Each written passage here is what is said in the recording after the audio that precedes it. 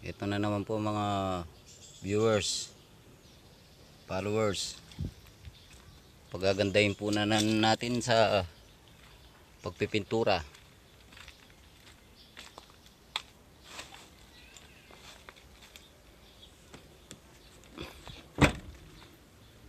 Ayan po.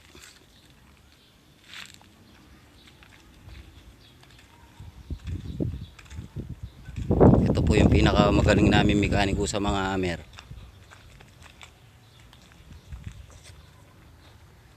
Huwag nyo pong kalimutan mga followers, i-subscribe ang aking YouTube channel.